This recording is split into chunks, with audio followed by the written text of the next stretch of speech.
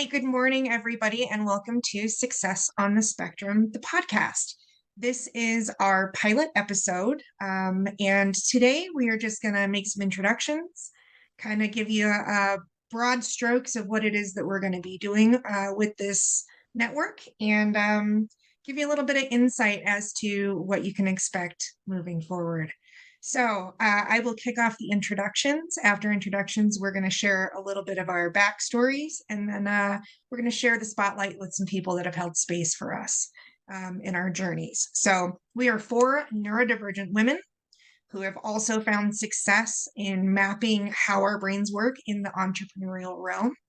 And we are hoping to bring some of that value to what is a mass exploding community across the world. And we're going to get a little bit into some of the data and the stats as to why that is as well. So I will kick off the introductions. I will make it pretty quick. My name is Lyndsay Erickson, and I am just at 40 years old.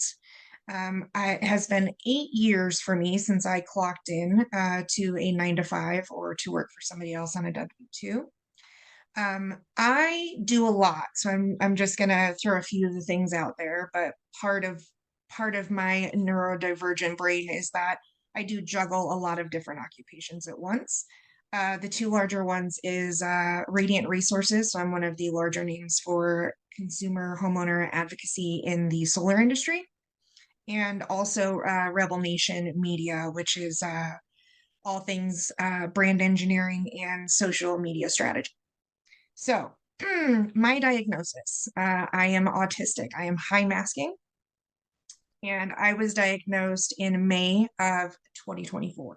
So I am late diagnosed, and I am in the journey of self-discovery right now for what that means for me in my life. And I'm starting to connect the dots on how I, came from the beginning of, working a job to where I'm at now. So I'm looking forward to sharing some of that. Ms. Chey? Amazing. Awesome. Hi, guys. My name is Chey Wisdom. I live in Austin, Texas, and I'm 31 years old. And I thankfully left the 9 to 5 world in 2020 and am currently in 1099 remote insurance sales. I've been doing this for, about 6 months now, but I was in door-to-door sales for 3.5 years. And I was diagnosed with ADHD in 2001 when I was 7 years old. I am what I like to consider one of the lucky ones because so many women are, misdiagnosed, underdiagnosed, or never diagnosed at all. And so I feel very fortunate that I was able to find my diagnosis so early on in life. Amazing, amazing. Miss Brittany. What is up, you guys? My name is Brittany Francom. I am 33 years old. The last time that I punched a clock for a corporate job was March of 2020. So shout out to COVID.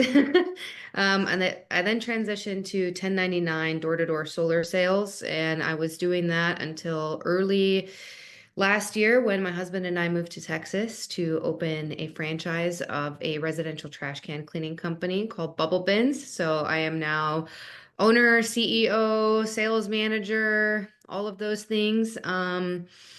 I was diagnosed with ADHD around my senior year of high school, and I stopped treating for it when I finished college. I figured the studying was done, and so was I. And that worked for a while. And now exploring all of the new roles, responsibilities, something that these ladies and I have been really passionate about is discussing how we have been able to fit our personalities and our quirks in with what we do and how to make it fueling our success instead of holding us back. So I'm really, really excited for the value we're going to bring you guys. Amazing. Thank you. And Morgan. Ma'am. Hello, my name is Morgan Monsees. I am 36 years old, almost to 37. I'll be 37 this year. I've been out of my 9 to 5 for 4 years now, but I've been in the high ticket sales space for 15 years now. And I started in my corporate job in high ticket sales as well. And I was diagnosed with ADD in college, and I just assumed that everyone pretty much was diagnosed with ADD because it seemed like everyone was diagnosed with ADD. But it wasn't until later during my entrepreneurial journey that I realized that a lot of the tendencies that I have, so socially diagnosed, on the spectrum in terms of the way that I think, social settings, the way that I interact with coworkers. But this was a more recent discovery and a more social discovery. But yes, I've been out of the space in 4 years, and I do a lot of things similar to Lyndsay. I do a lot of things and realize that multitasking is one of my strengths, and it lights me up. So I'm excited to dig into this more. I love it. I love it. And that actually, Morgan makes a fantastic point. There is a massive amount of people who get misdiagnosed early, or not diagnosed at all, and end up following social cues and learning from their environment and their interactions that leads to proper diagnoses. I was one of those. And I think I've shared a little bit of that with each of the ladies on the call over the last year or so. But that it does bring in some conversation on the data, right? Women are massively underdiagnosed.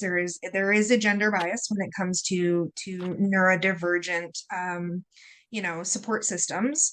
And I'm hoping that these conversations will help lead towards some more support for those that are on their way to diagnoses right now as well. And since we're talking about being on the way to something, another interesting factoid that we've been talking about recently is that it is 84% of most self-made millionaire entrepreneurs who are neurodivergent in either they are ADD, ADHD, dyslexic, autistic. There's shocking data sitting behind these trends. And I think now that Brittany was right, COVID has hit and we are moving into more of the realm of being able to create our own environments, and for most of us thrive in them. So in creating our own environments, we're going to get into sharing some stories very quickly. And these stories are going to kind of be our transition into the entrepreneurial realm and the traits or skills or mental abilities that were maybe a detriment before in the corporate realm that are a catalyst or a catapult for us in the entrepreneurial realm. So I will start, and mine is pretty simple. Honestly, I loved an industry that did not love me back. I was never in the massive corporate world, like a lot of people are in an overall 9 to 5. I was in food and beverage in Vegas, which can be all hours, all shifts. And I was primarily back of house and operational infrastructure. So the chaos is what fueled me.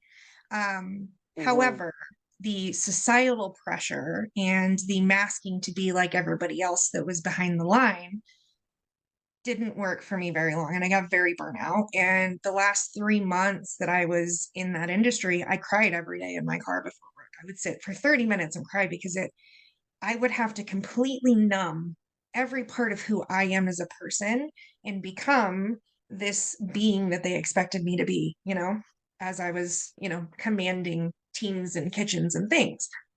And that just, it's not going to work for somebody like me very long. And I got very burnt out, and I got on Indeed and I answered a call, and it was for solar direct sales. And I've always been one to enjoy a challenge. And it was very challenging at first. But what I realized after the first year is that I have some serious skills for pattern recognition and navigating the human psyche because I'm empathic in the way that I am, and because I've had to learn how to absorb who people are to navigate through them over the years.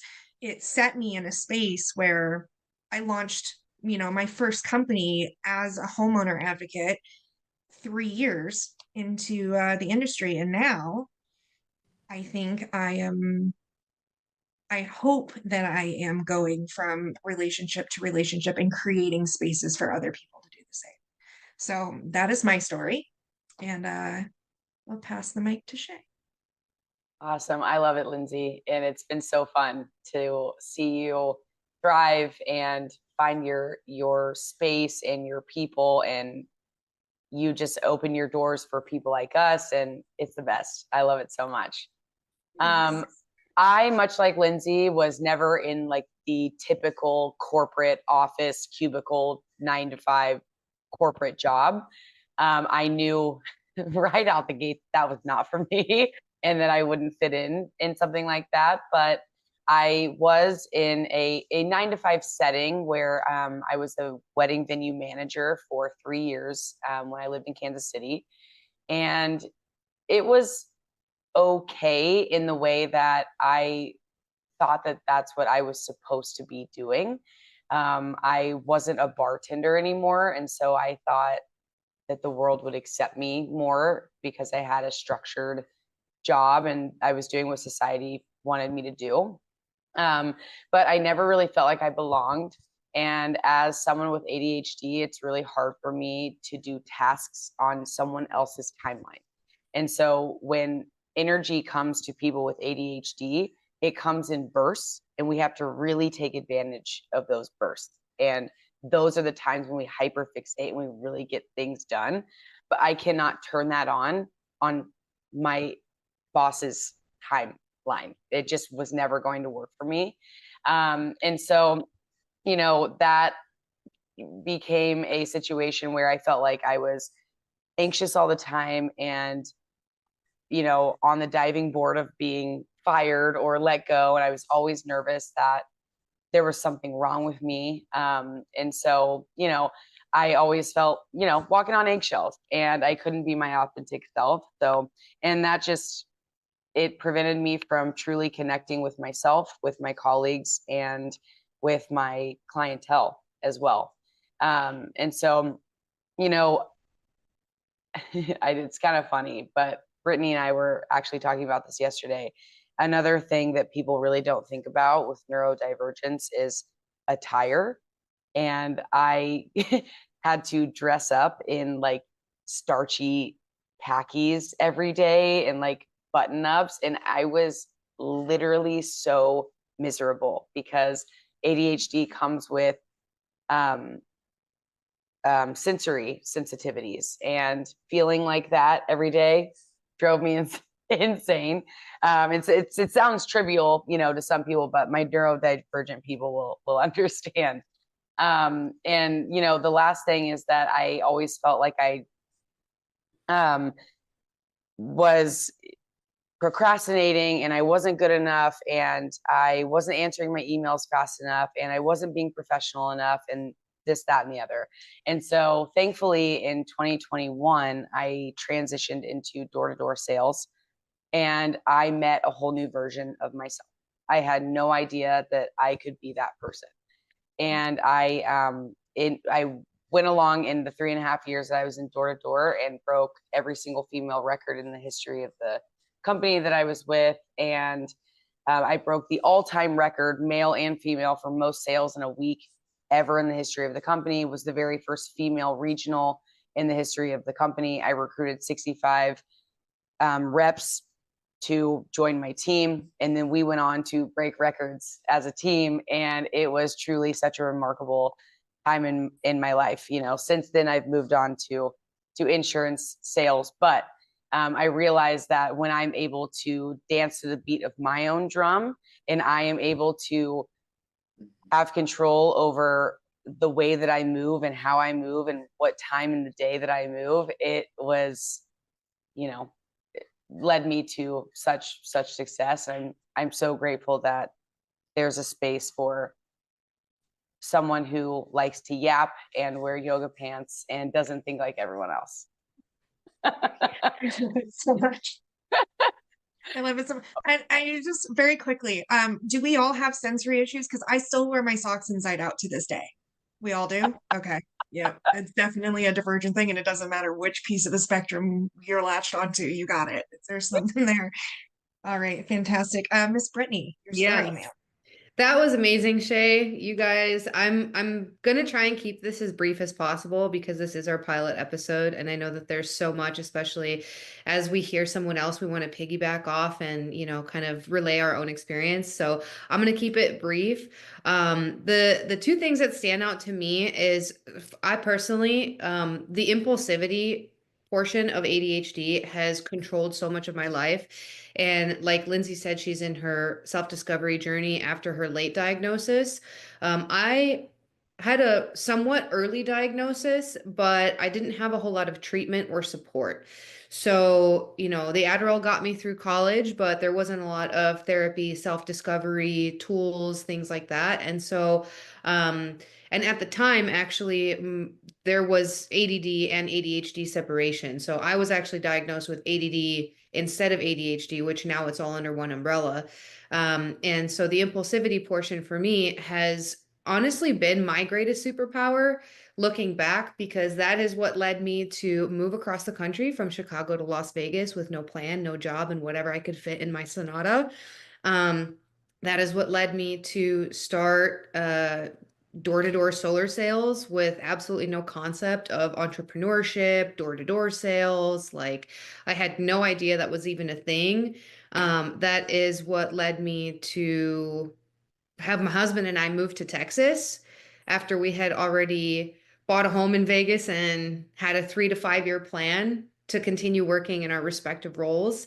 And that full sends mentality is something that I can attribute to my diagnosis, but at the same time, I wouldn't change it for anything, because all of my biggest decisions and all of my biggest successes have always come from that.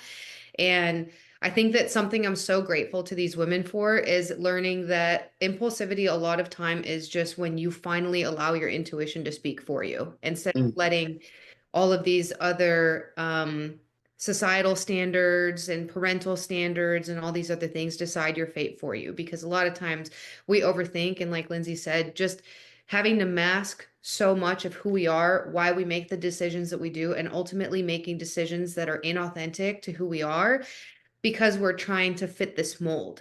Like, Chey, the the attire is huge for me. When I moved to Las Vegas from Chicago, I had come from a personal training background, previously a paralegal background. I graduated college cum laude with a criminal justice and psychology degree, and I could not exist in a corporate structure where they're doing background checks and asking everyone I've ever known about who I am as a person and then making me wear a suit to work. Absolutely not. So for a long time, I had a lot of pressure from my family about this, especially because I'm a first generation Russian Jewish immigrant. And to anybody who shares that background, the pressure on professionalism, academic superiority, I mean, that's ingrained to you from a very young age. And so for at least a decade, I was constantly feeling berated by my family because I was taking on roles that I was not living up to my potential.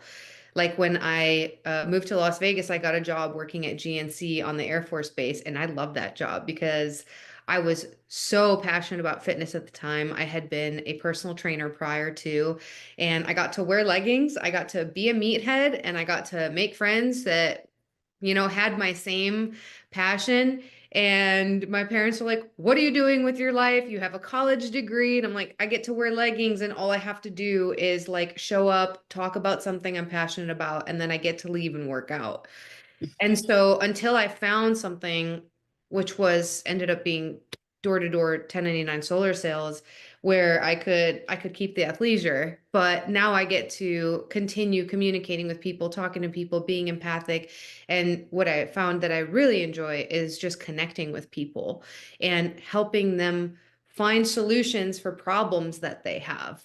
And so anyway, impulsivity, I think, has been my biggest strength and superpower, and has really shown the spotlight on, what it means for me personally to be living in a world where you're told ADHD is not something that it's it's a diagnosis that you get that makes it seem like a bad thing. But in reality, our whole goal here is to figure out what tools, what introspection has led us to succeed with it, because we have found a way to work around it and make it work for us instead of trying to, become something that we're not. So this is already going to be so helpful to people, because my impulsivity with my ADHD is something that I really struggle with, and you just made me feel so much better about it. So thank you. But it's the full sends mentality, Chey. That's all it is. Whenever you feel impulsive, just be like, full sends. Full That's send. speaking for me. All right, Miss Morgan, your story, ma'am. Yeah, I want to piggyback a little bit just to start my story off of what Brittany was talking about, like the mold and deciding of the fate, because I think all of us do have that similarity where we had a lot of social pressure to be a certain thing. I know, Chey, you're from Kansas as well. So am I originally, before I moved to Las Vegas. I always assumed that the right thing to do, go to college, get your degree, get your corporate job. I wanted to literally, and I still think of her as my biggest role model, but I wanted to be my mom. I wanted to go to law school. I wanted to be a saleswoman that went to law school. And I really wanted to emulate a lot of those characteristics. But the issue is I was completely being a different person in every single role I had, and not just for the first jobs I had in corporate America, but after, 5, 6, 7 years of doing this, where you're realizing, like, I have a looming anxiety specifically because I am not being my authentic self and trying to just appease everyone, whether it's like climbing this corporate ladder to a promotion. And ultimately, I ended up getting laid off. So there was no job security, and I was fortunate that I had been following some people in door to door and knew this was going to be as easy transition for me to just get a job quickly. I, however, didn't think I was going to stay for very long. I thought maybe a month or two I'd give it a try, but I quickly realized I got to dictate who I worked with, who I was around, the way I was doing my day, which was normal in my sales job, but I was still having to check emails specific times. I was still getting monitored. I was still having to travel a certain amount of time based on someone else's, rules. And so being able to just be myself and play into those times where, yes, you're ebbing and flowing with the impulsivity. You might have days where you're really, really high energy, but you're really, really low energy the next day. But I know that if I listen to what I need in that moment, I'm going to be more productive. And unfortunately, the average person in the 9 to 5 never gets to realize that, because they're forced to go to work from 9 to 5, regardless of how they feel. You get 2 weeks of vacation time, and there's no way out. And you have these moments like, and I was just talking about this yesterday, but like these moments where you're sitting in the bathroom stall at your cubicle 9 to 5 office job, wondering why, not to name names, but your sales manager is like wanting to have a meeting with you that could be totally sent in a text or an email. And so I was like, what do I need to do to not have to come into this office anymore? And so he's like, if you're at quota, you don't have to come to the office anymore. And I'm like, oh, okay. All right. So I'll be on quota so I can avoid having to come to this miserable place every single day. And that ultimately ended up jumpstarting my sales career. But whatever I could do to get out of going to that office or wearing those outfits, like you guys were talking about the suits, like it's almost just like, and not to put down the 9 to 5, but it's almost like I'm in a like simulation, and I'm like, there's no way that all these people like doing this. There's just no way that everybody in this office likes doing this every day. And if they do, then maybe that's them. But I never one time was satisfied until I was able to really step into my authentic self, work with people I love to work with, and it lights me up. So now it's ironic because now I work way more than I ever did when I had a 9 to 5. So I'll leave it at you that. actually enjoy what you're doing. Yes. It's not hard we're all such hard workers, but it's really hard to work on someone else's time and expectations. Yeah. Like the most exciting part about those situations were like me hanging out with people in the break room. That's amazing. All right, so we are going to wrap with sharing the spotlight for a minute. And each of us over the last few days has put in some thought into who in our lives, professionally or personally, has held space for us and our things, because we all have our things, right? I'm going to kick that off with somebody that many of you know, but I'm going to throw Mark Bench's name in the hat for myself. He has consistently, since the moment that he found out that I'm autistic, he has gone out of his way to create working environments that work for me, lets me work at my own schedule. There's never a set of expectations for me that he's ever had that did not include his understanding of who I am psychologically. And I'm gonna cry. Big kudos to him for that. That's a big one. Yeah. Whew, sorry. Okay. Let me start that off emotionally. But Chey. I am feeling it. I was like, am I gonna cry right now? Because when you initially asked that, us to talk about, people who had been there for us and our neurodivergence, immediately I thought about all the people who weren't, and it came up as girls at school who didn't understand why I was different, or every single teacher that I've ever had, and like, you know, things like that. And I immediately thought of all the people who were like, you're never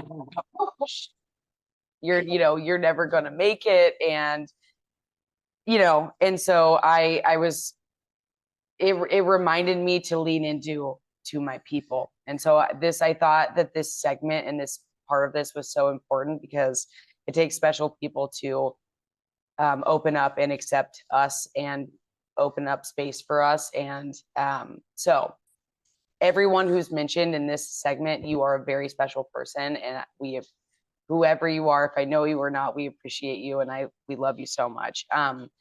But who comes to mind for me is initially who introduced me to the door-to-door industry is Nico Van Slyke.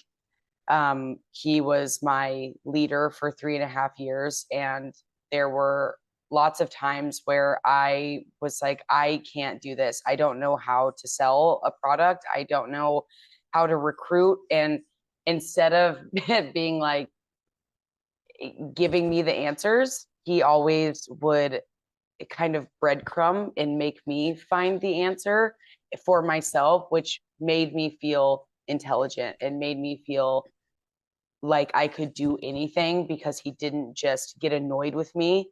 But instead he led me to finding the answers myself, which then fed my confidence. And then I felt unstoppable and like I could do anything in this world that I wanted. And so, And then you were. What was that? And then you were. And then I was. It was awesome. I was like, holy shit, I'm like really good at this. And even just how I even came about knowing who you were, Chey, was literally just seeing you thrive when I was new to the door-to-door space. I'm like, are there any other women doing this weird job? Like,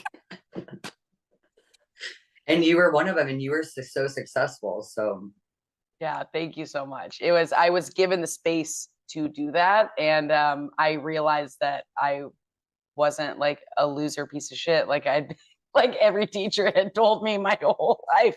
What do you know? So yeah, having people who work with the way that we are it's insanely important. So it truly is. Yeah. Thank you, Chey. Oh, okay. I'm gonna dry it up. Brittany, and I'm gonna cry again.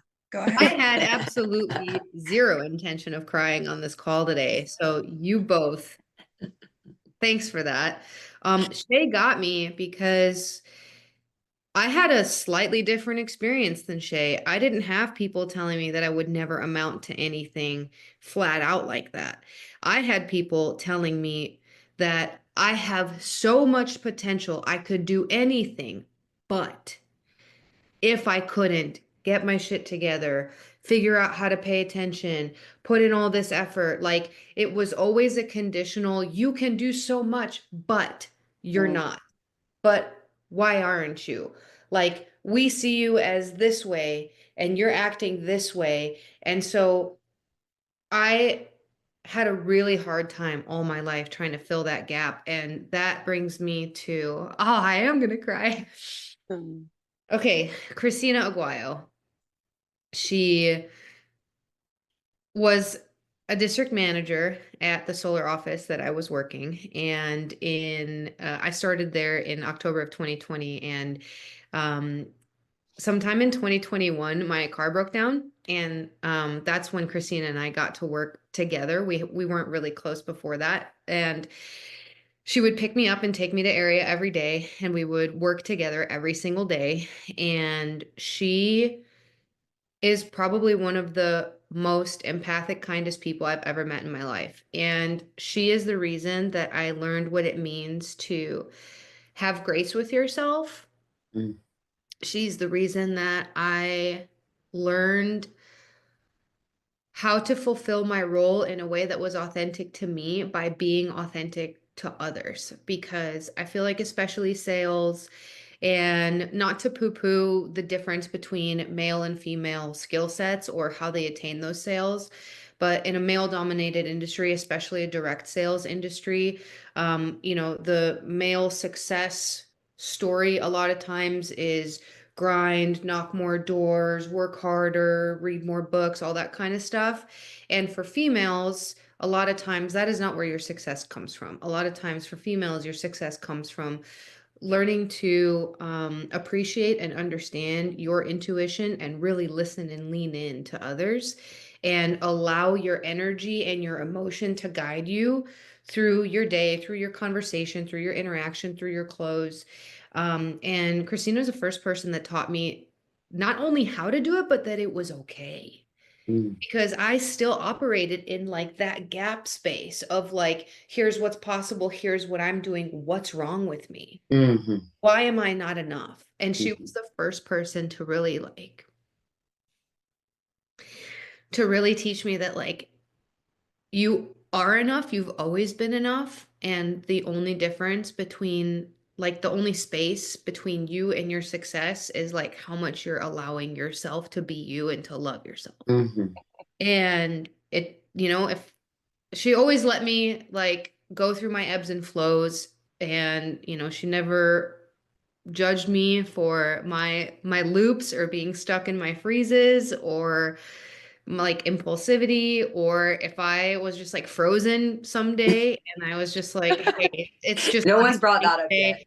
You know what I mean? Like, so She sounds wonderful. Team Tina. She really, dude, Team Tina. Team Tina. I'm like, I don't know her, but she sounds like an amazing person. Team I'm Tina. so happy Team that Tina for you life. have her. I'm gonna get a tattoo. It just says hashtag Team Tina. and we're gonna tag the people that we're talking about too. So if you guys anybody who's watching this, you want to get connected with some additionally amazing people, you'll be able to find them right underneath this post. So thank you, Brett. Thank you. Team Tina. Morgan, ma'am, who's your person? Yeah, and I think this is a full circle scenario for me, because I think, ultimately when I first came into door to door, I already felt like I had the experience. I knew just from experience that the way to be successful is to pick someone that you want to emulate, a mentor that you want to be like, and someone who's going to spend time with you. And that's how you be successful. So I knew going into door to door that from all my other jobs, like this is what made me successful, is these mentors. So I ended up working for a gentleman named Zach Ross. I was one of the very first sales managers I had in the door-to-door space.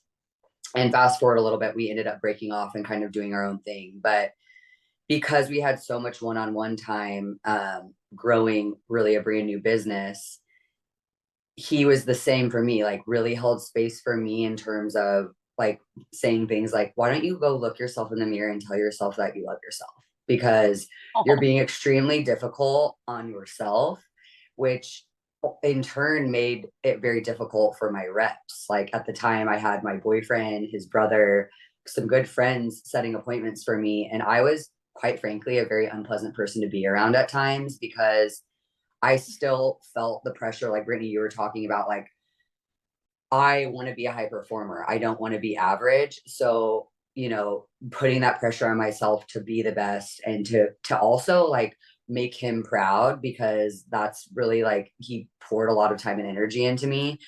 So, but he always held space for me and didn't always tell me things that I wanted to hear, which I need that because I'm a Leo, I'm an alpha. Like I sometimes need someone to be like, you know what? It's actually not them, it's you, So, having those moments of growing, but having someone that like, I know at the end of the day, really, really cared about my success and put me in positions that I would have never been put in as a woman, specifically in our space, with no clout, no experience, no track record other than my corporate resume, which doesn't really matter in entrepreneurship. Like nobody cares when you come into door to door how many years you've had, how much experience you've had. You got to put in the work and you have to prove yourself.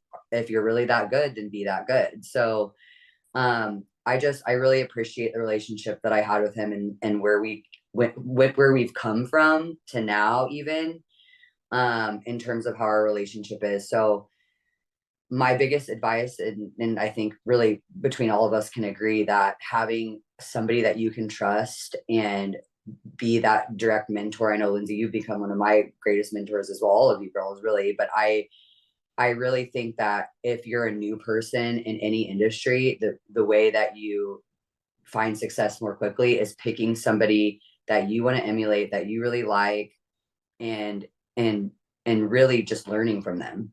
And so, yeah, that's about it. Morgan, if I can just say one thing, one of the most important things I think you said is that you found someone that told you the truth and things that you didn't want to hear. Yeah. I think especially for us, a lot of times with neurodivergence, you create your own like completely separate reality in your mind, and you have this like fantasy loop that this like a separate timeline. And the way that you're acting in your regular life is the fantasy timeline that you're trying to fulfill. And a lot of times the most valuable thing that somebody can do to you is to be like, Yep. That's not you, you're not there, that's not life, that, you know what I mean? And just like snap you back to reality, because you can create very, very, very, comprehensive and fantastical versions that are really separations from the truth. Mm-hmm. And having people around you that you trust, that love you, that deeply, that see you, and to have them be able to like bring you back, and they're, to point things out, and you're going to be like, oh, okay. I think that's one of the most valuable things, because and then also learning to like accept that, like take the accountability and say like, oh, I didn't think of it that way. But it really was a very big learning lesson. Like even the beginning years of entrepreneurship, to be able to have that open dialogue, because again, in your normal jobs, like you say something that your boss doesn't like and you're not going to have a job. If you're ruffling feathers and rocking the boat, like I was never able to really speak my mind because you get fired. So I think ultimately, like, being able to hear hard things, but then also being able to like accept them and be like, whoa, wow, it is me. I think that's such a huge part of 1099 too, is because it's not like that corporate HR walking on eggshells, and you're able to have those open discussions where it's like, hey, get your shit together. Nico probably said that to me a million times, like, hey, get your shit together. Or and if he was in a suit and tie in a cubicle, you can't say that, but that's all he had to say, and I would be like, oh, okay, got it. And even when to take a day, like, because I went, to my first 2 years in entrepreneurship, working 6-7 days a week, and I had to be told by Zach, okay, I think you need to take a day, like a day, because it is knowing when you need it. And we have that. It's hard though, when you love it and you're hyper fixated on it. My two best friends in Austin, they would always be like, dude, stop going on these blitzes. Like, you're never here. you miss everything. You're missing this concert. You're missing our birthday. And I was like, I don't care. I love working, you know? And like, I have a really hard time thinking that anyone's like, no, I can't wait to go to the office tomorrow. I just have a hard time. I just have a hard time believing that, because it's not my truth, you know, but I'm sure some people love it, but it's just not for us. I think a lot of neurodivergents are consistently on a path of recovering or healing from self-imposed societal perfectionism. Honestly. Yeah. I think that's a lot of what drives us, and it becomes like, I know mine's very ingrained. I mean, I got the nickname extra credit as an adult from years. So it's, you know, I think there's definitely like a hard line, and I think we pick it up early, but it's one of the things that makes us successful. Ladies, thank you for sharing your stories. We are going to bring our pilot episode to a wrap. Some of the things that you can expect from us in our episodes moving forward: we will be filming every week. Every Saturday, you will be able to jump onto our YouTube and catch what's been said.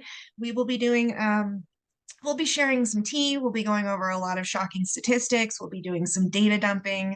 You're going to get a lot of value, some comedic relief, and hopefully a place where you all can feel a little more at home. And please feel free, drop comments below. Let us know the kind of content that you'd like us to cover. If there's any stats that you want to throw our way, like, share, follow, subscribe. You guys know what to do. We will see you again next week. Thanks again. Success on the Spectrum.